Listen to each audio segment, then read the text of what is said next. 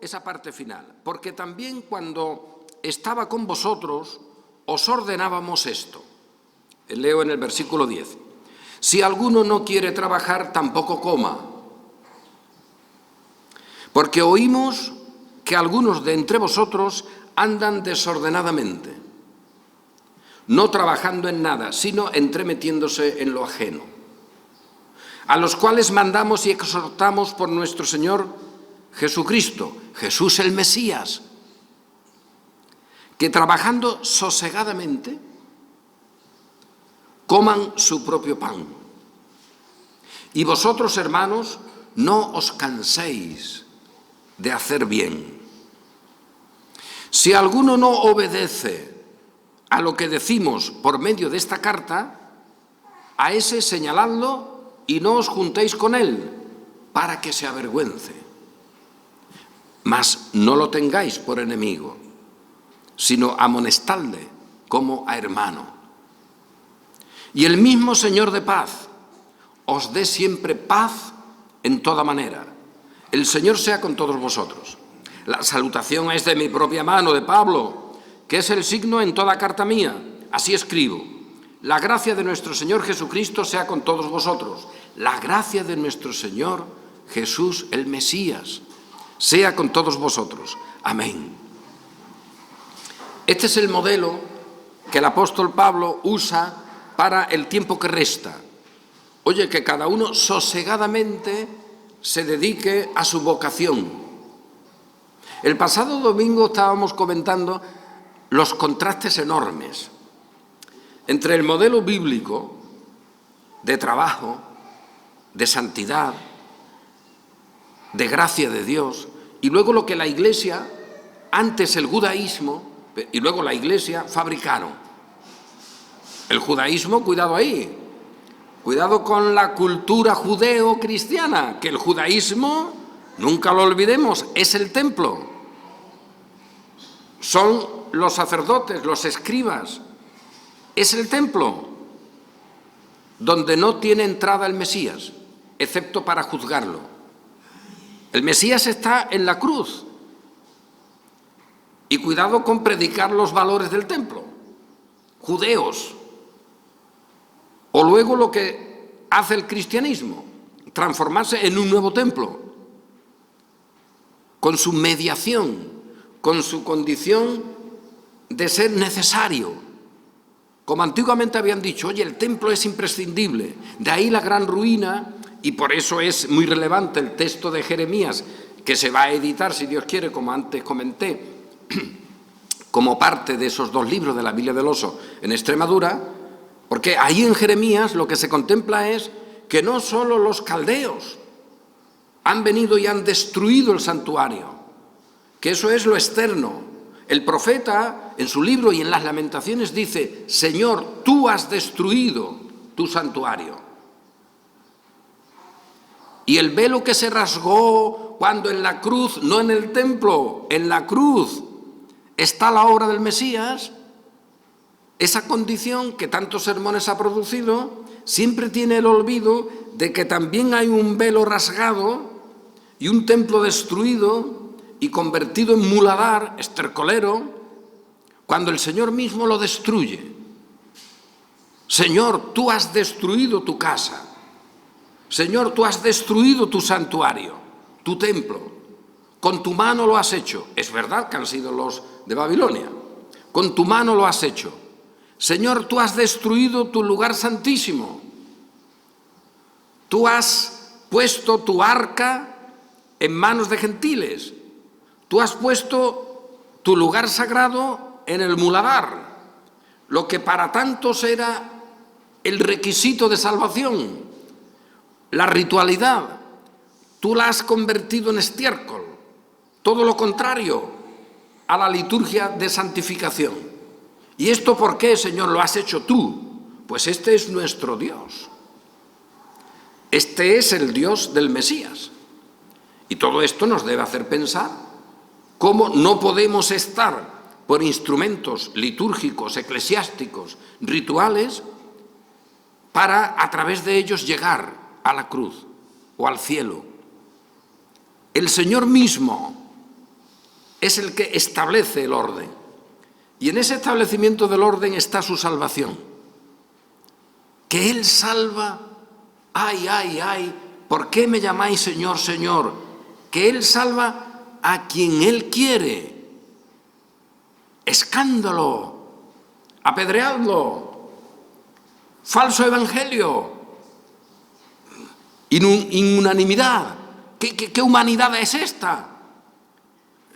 Que dice que el Señor hace lo que quiere. Hombre, hijito, si no hace lo que quiere, no le llames Señor. Porque el Señor es el Señor. Su nombre lo indica. Es más, ¿te enfadarás porque Él haga lo que quiere? ¿No es eso lo que Él dice como reproche a aquellos que se enfadaron porque Él dio un sueldo según su criterio en aquella parábola? Pues así estamos hoy. Y en ese modelo de cómo llegamos al cielo, o cómo se produce la salvación, se produce al mismo tiempo una transformación de la tierra. Claro que sí. En el judaísmo, la tierra era el santuario y la mediación. Y de ahí habían fabricado un modelo de tierra y un modelo de relacionarse con la tierra. Ritual, salvífico, a través de unos ritos yo consigo. Pero el Señor dice, os habéis equivocado, porque yo os he traído a esta tierra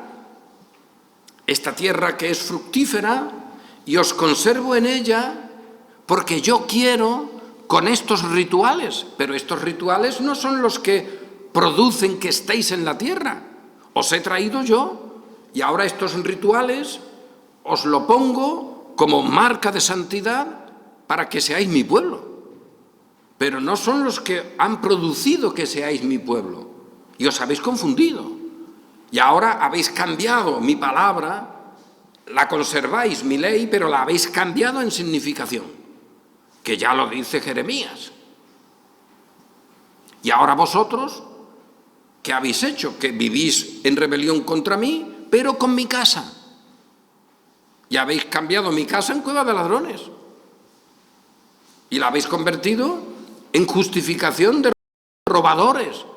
No cuidáis al huérfano ni a la viuda, pero tenéis los ritos. Y pensáis que con eso yo seré vuestro Dios y que no vendrá mal sobre vosotros. Esto tiene que cambiar, y cambia. Y el Señor quita todo lo que era ritualidad en su tierra. Sin embargo, le sigue diciendo, pero yo con mi misericordia os conservo y conservo a ese resto que yo he tomado para mí como mi pueblo. Y en ese devenir luego está la historia hasta cuando Cristo, el Mesías, está en medio de esa tierra. Y se encuentra que Él, que es el mediador, Él que es el que trae al Padre, el que está en mí está con el Padre, Él que trae la palabra en la que teniendo comunión se tiene comunión con Él, y por eso vosotros no la recibís, porque no sois de Dios sino de vuestro Padre. Y ahora Él trae esa palabra, y los que se habían fundamentado en las mediaciones de fabricación humana, eso sí, usando la palabra de Dios, usando la Escritura, pero habían fabricado un modelo de templo, un modelo de piedra angular, que negaba al Mesías. ¿Es esto posible?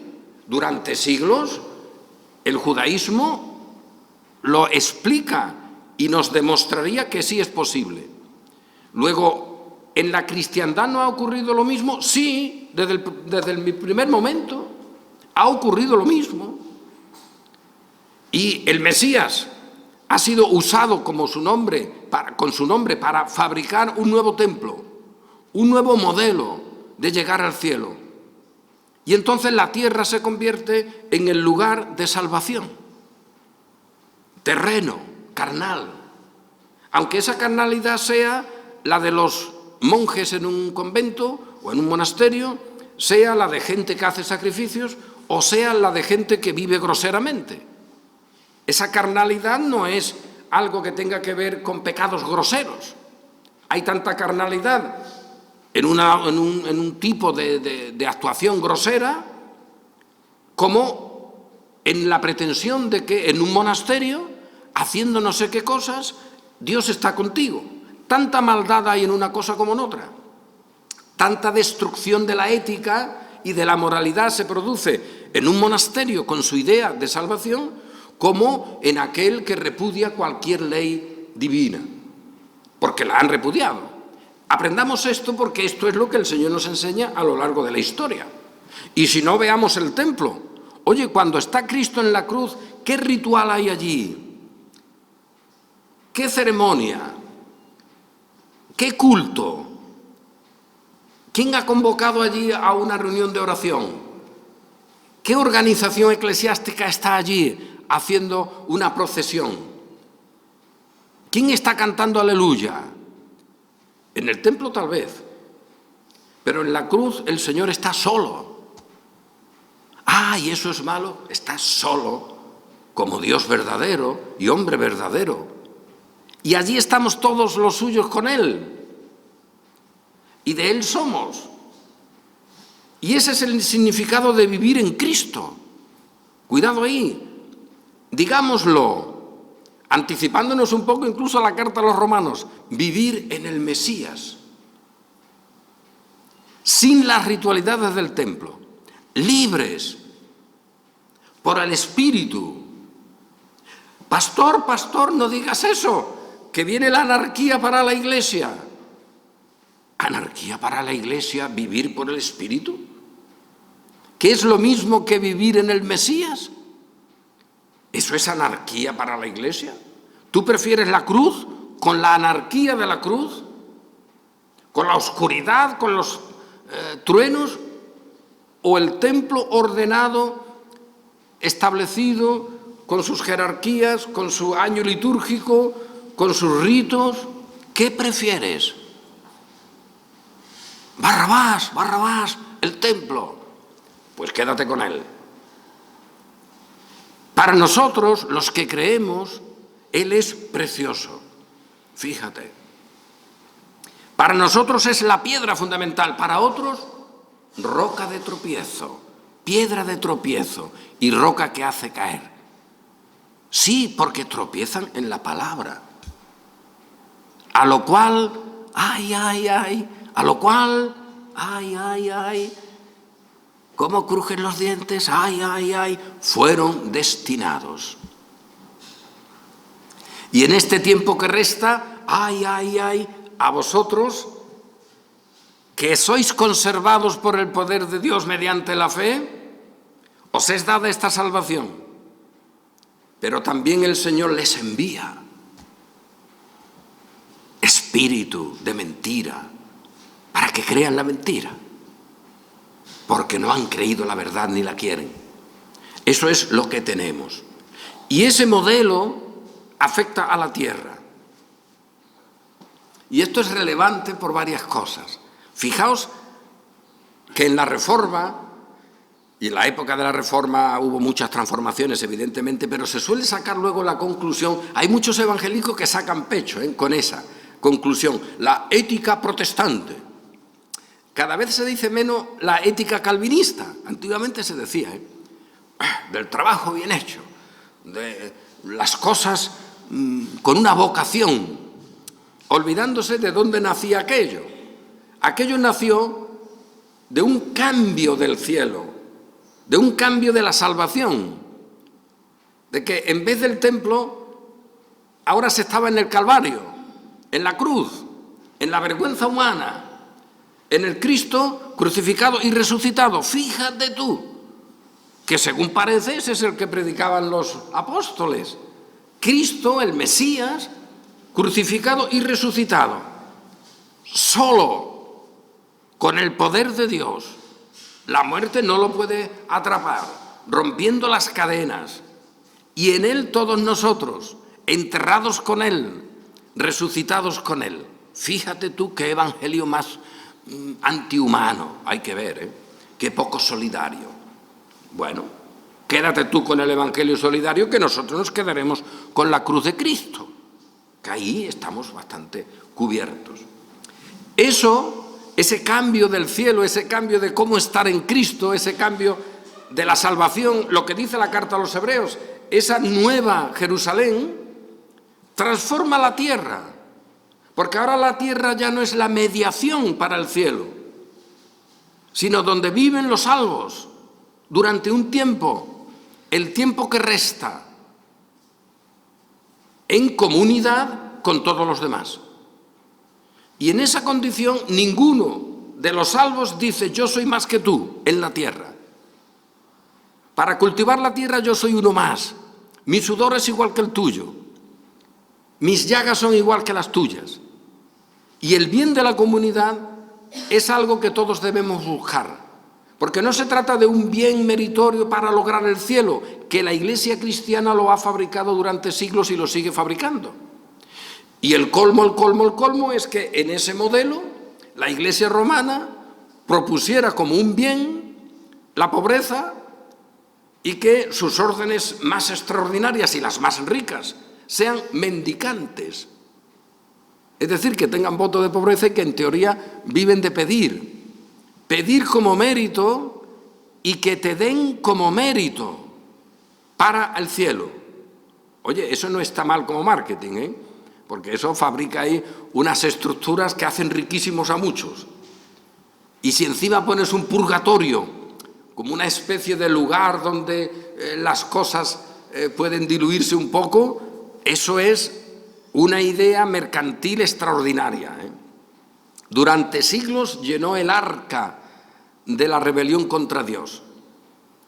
Pero la Reforma, nosotros, el cristiano, que dicho sea de paso, la Reforma al menos en su primer momento, luego se estropea bastante hasta el día de hoy, lo que te dice es, no, mira, fíjate, el pedir no es un mérito y el dar por pedir de esta manera meritoria tampoco es un mérito. Que cada uno trabaje sosegadamente, con una vocación para hacer en la tierra su deber. Y esa es la ética protestante. Que ninguno puede excluirse de hacer lo máximo que pueda por sí mismo, por la comunidad.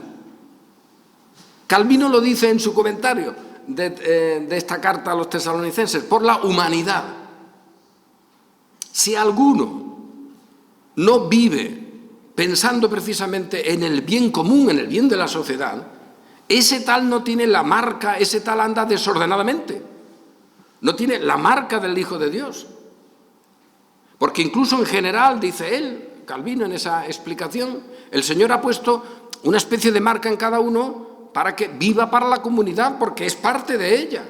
Los filósofos así lo han planteado muchas veces, ¿eh? El hombre es un animal político, un animal de comunidad, vale. Pero Calvino dice, entre otras cosas, y esa es la ética protestante, oye, que tienes que vivir no pensando en ti, sino en la comunidad. Y si no lo haces, pues sencillamente estás desordenadamente, andando desordenadamente. Y el apóstol dice, si alguno no obedece a lo que decimos, por medio de esta carta, separaos, mostrad su rebelión, aunque no lo tengáis por enemigo.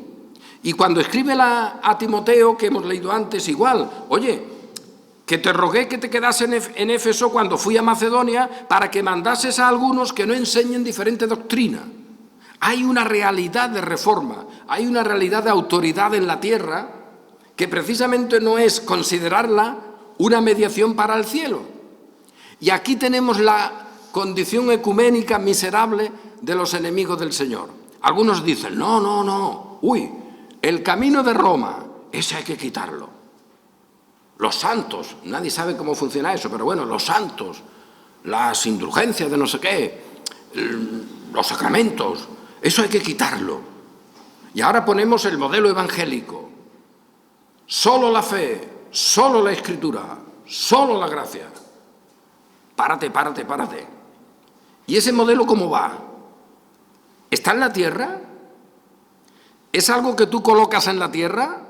No te confundas, que en el catolicismo romano hay muchos medios de eso. Averigua cómo son los ejercicios espirituales de los jesuitas. Ya verás que te vas a confundir mucho. ¿Por qué? Porque se trata de organizarte en la tierra para que Cristo pueda llegar a ti o tú a Cristo. Se trata de una obra al final de la carne, fíjate, para lograr la comunión con el Espíritu. Eso suena raro, ¿verdad que sí? Pues es este el modelo. El modelo evangélico ha sido, no, las escaleras que ha fabricado la Iglesia de Roma, esa no sirve, porque este peldaño no sirve, este otro y este otro tampoco. Nosotros tenemos una más sencilla. En realidad eso es una banqueta. Solo tienes que aceptar. Es una banqueta, vamos, eso es que ni escalera. ¿De la tierra? ¿De tu voluntad? ¿De algo que fabrica la tierra? Hijo, pues no. Lo que nace de la carne, carne es. Entonces, ¿qué harás? Predicador, ¿qué predicarás? Pues el Evangelio de la gloria. Que es que ese Mesías ha eliminado, ha matado con su palabra y con su obra todas las obras de la carne, todas las obras de la naturaleza. Y permitidme que recuerde lo que el bueno de Lutero comentaba en esto. Para algunas cosas con Lutero uno no se puede tomar ni un café. ¿Cuántas veces habremos de decirlo? Vale. Pero el concepto de salvación que él adquiere es modélico. Porque él te dice una y otra vez, sí, que los escolásticos, y estaba en contra de la escolástica, como todos sabemos, estos me muestran una lógica extraordinaria. Empiezo con este planteamiento, saco una conclusión, de ahí saco otra y al final, oye, que ya tengo a Dios conmigo. Que yo con mi intelecto, con mi mente, con mi inteligencia, llego a Dios. Porque además, que nadie me vaya a ofender, porque Dios es inteligencia. Por lo tanto, yo, que soy criatura suya, con mi inteligencia puedo llegar a Él. Y a ver quién me dice que no, cuidado ahí, porque eso sería ofender a Dios. Y Lutero dice, toda la escolástica no me lleva a Dios, porque lo que me lleva es a un embrollo permanente de tesis, antítesis, de organizaciones, de propuestas, y me lío. Y él la conocía muy bien, porque para ser doctor en aquella época tenías que conocer toda la escolástica. Y ya en aquel momento hay otros que le están diciendo, no, Fray Martín, tú no te preocupes, estos esquemas escolásticos hay que rechazarlos. Tú solo lee la Biblia, encuéntrate pacíficamente con la Biblia y ya está. Y eso no se lo decía un protestante, se lo estaba diciendo el responsable de su orden, Agustina. Y Lutero, el bueno de Lutero, despertado por el Señor, dice, sí, yo leo la Biblia, muy felizmente. Y además es palabra de Dios infalible, que todo eso te lo firmo. Pero yo no estoy con Dios en ella. Yo no estoy con Dios en ella. Yo puedo leer lo que quiera, pero yo no me religo con Dios, porque yo estoy en la naturaleza. Ah, Fray Martín, aquí vienen ya los evangelistas modernos, estos evangélicos. Fray Martín, ¿qué te digo? Te han estado engañando toda la vida. Tú solo tienes que querer, aceptar. Que ese es el evangelio actual, para muchos. Ay, el bueno de Martín dice, pero hijito, si tú supieras cómo es mi voluntad, que por cierto es igual que la tuya, la voluntad humana, mi voluntad humana está determinada por la naturaleza.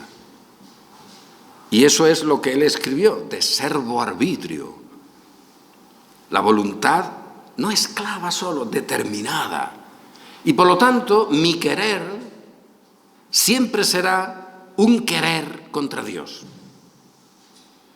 Porque yo no puedo salir de mi naturaleza, yo no puedo salir del templo, no puedo salir de la ley, no puedo salir de mi condición. ¡Ay de mí si solo tuviera esto! Porque tanto los escolásticos con su evangelio intelectual, los otros con su evangelio de sencillez de lectura, los otros con su evangelio de voluntad, ninguno me trae la salvación, porque ninguno me trae la cruz. Porque la cruz no depende de eso. La cruz es la salvación y cuando la salvación me viene, entonces todo ya es transformado. Mi inteligencia, mi voluntad, mis afectos, que ahora son de la tierra, pero ya no soy yo el terreno. Ya no yo, sino el pecado que mora en mí. Ahora soy de Él y no tengo condenación. Fíjate, yo, Martín, o tú, o cualquiera de nosotros hoy podemos decir, fíjate, en mi modelo terrenal soy una miseria y siempre estaré condenado. Pero en el modelo del Mesías no tengo mancha, ni arruga, ni cosa de qué avergonzarme. Porque he sido creado en Él en justicia, santidad y verdad. Y ese trueno, pues las organizaciones misioneras que se han venido abajo, el ecumenismo, el templo. ¿Y dónde nos vamos? ¿Dónde nos vamos en este orden? Este orden te hace andar desordenadamente. Y cuidado, te rogué que te quedas en Éfeso para que mandases a algunos que no enseñen diferente doctrina, ni presten atención a fábulas y genealogías interminables que acarrean disputas, más bien que edificación de Dios que es por la fe. Pues eso, el templo tiene fábulas interminables y genealogías interminables. Y vosotros ahí en Tesalónica estáis siendo engañados por estos que os hablan de la venida del Señor de una manera. Y mira que hoy en el mundo evangélico hay genealogías interminables sobre la venida de Cristo. Y cosas destructivas que te quitan la vida del cielo en la tierra. Porque parece que para que haya vida en el cielo y en la tierra tiene que haber un proceso en la tierra. Temporal, cuando Cristo venga, no sé qué, entonces 1000 años, insensatos. La cruz, ¿la vas a hacer ahora depender de? ¿No es el triunfo de la cruz ya lo que tenemos que anunciar? ¿Cuántas veces decimos, y hoy repetimos, es que estamos, los creyentes de aquí en este momento, y ahí incluimos, cómo no, a nuestros niños, a nuestros chiquillos? Estamos en la Jerusalén celestial. Y nuestro culto o es del Espíritu o no es. Y estamos en perfecta comunión con los que son perfectos en la presencia del Señor. Y están con nosotros todos los que nos han precedido en la fe. Incluso familiares. Estamos en ello. En el mismo culto. ¿O estamos en otro? ¿Estamos en otro culto? ¿El Mesías puede estar aquí con un pueblo diferente que allí? ¿No somos el mismo cuerpo? Cuando celebramos la Santa Cena, ¿qué cuerpo anunciamos? ¿Qué muerte anunciamos? ¿Una que sirve para unos y otro no? Es el culto celestial nuestro. Fijaos, culto en el Espíritu. Luego lo hacemos como podamos, porque estamos en la tierra, en el tiempo que resta, tenemos carencias, nos equivocamos, quizá cantemos más, menos, vivimos como podemos con nuestras llagas. También nuestro culto es un culto de llagas. Pero cada uno de nosotros, como hermano de aquel que es primogénito y que está en la asamblea, dirigiendo, es la cabeza, ese es el que establece el culto. Y no es el culto de un día. Es verdad que tenemos la situación de disfrutar de la reunión y la comunión pues en momentos determinados de la semana. Pero no es el culto de un día o de un terreno. No hay terrenos sagrados. Nosotros somos templo sagrado del Señor. Y esa es una realidad en nuestro trabajo, en nuestra casa, comiendo, divirtiéndonos, alegrándonos, llorando. Ese es el modelo. Y esa es la cruz de Cristo que durante el tiempo que resta, lo queramos o no, lo entendamos o no, el Señor produce con ella los frutos de la cruz, los frutos del Espíritu en su pueblo. Y de eso somos todos testigos, en nuestra propia vida, y en la vida de la sociedad que nos rodea.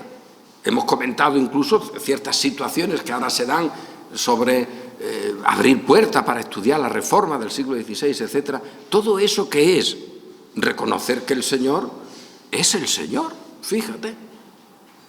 Y eso te quita, como lo anuncies, eso te quita impulso. ¿Quién lo ha dicho? A ver, los de la Escritura infalible, acudid. ¿Dónde está eso de que si anuncias la cruz de Cristo y su obra eficaz, con eso la gente no va a tener impulso para trabajar por el Señor? Lo que me estás diciendo es, el Espíritu, para producir los frutos del Espíritu, tiene que usar las obras de la carne. Hombre, no. Para que la cruz sea cruz, tiene que depender del templo. Hombre, no. Para que la piedra fundamental sobre la que estamos edificados sea la piedra fundamental, tiene que ser la piedra que usan los del templo. Una piedra ineficaz, una piedra de muerte. Y en ese templo está la Iglesia romana, están las iglesias ortodoxas, están las sectas, están las iglesias protestantes, está el cristianismo que se ha apartado de la cruz y ha fabricado templos. Y todos nosotros somos fabricadores de templos. De nuestro corazón siempre sale algo, de esta manera, de aquella, oye, que organizamos muy bien la santidad, que organizamos perfectamente la salvación. Bueno, somos expertos en edificar modelos de salvación, pero de ahí nos ha sacado el Señor, de nuestra propia condición. Y ahora podemos decir, oye, pues fíjate, el Señor me ha redimido con su poder, porque Él ha querido. No hay nada en mí, no me esperó para que yo cuando fuera convertido hiciera no sé qué. Nuestro Constantino de la Fuente lo dice en esa obra extraordinaria, Confesión de un pecador. Pero bueno, no es que yo te haya dado antes o que tú esperes que te dé después, es que tú me has salvado porque tú has querido. Y ahora ya yo no soy yo, sino soy yo en la cruz. Y entonces ya no soy en este momento, sino hasta que termine este tiempo presente para mí, o termine la historia.